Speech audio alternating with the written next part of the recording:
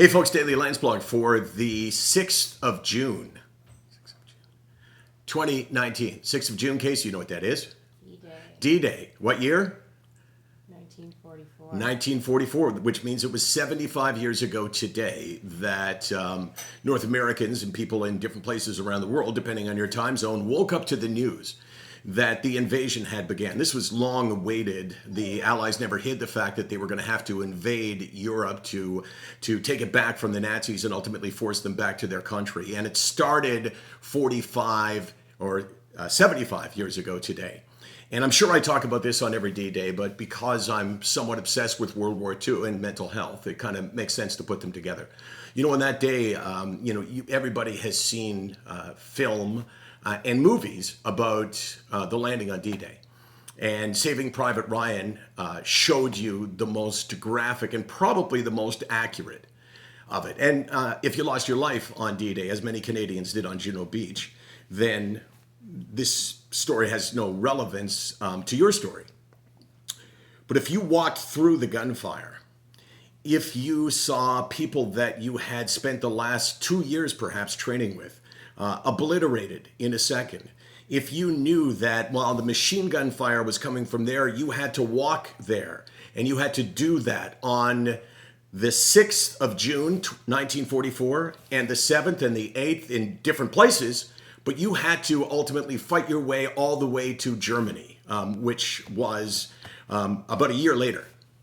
Think of what that would do to you. Think of how the assault on your brain and how it could have been assumed that anybody could come back and live with that. But what is most amazing is that we didn't seem to learn much of a lesson from it.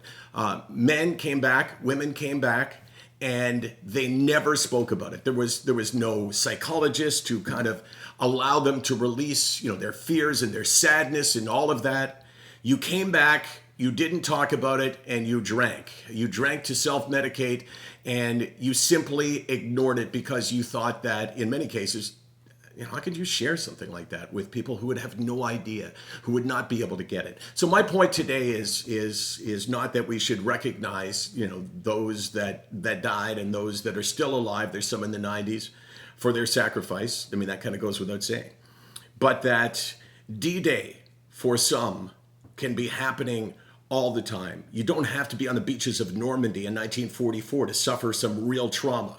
You don't have to be on the beaches seeing somebody that you cared about shot and killed. It happens in different ways to all of us in our lives.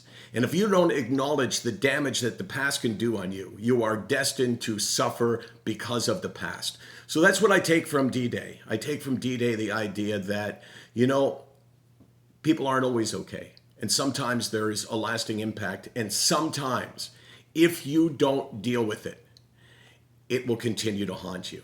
And think of all the people that have come back from wars, just desperate. Oh my God, the only thing I can think about is getting out of this war alive. And then they get back and they take their own lives. Think about that for a second.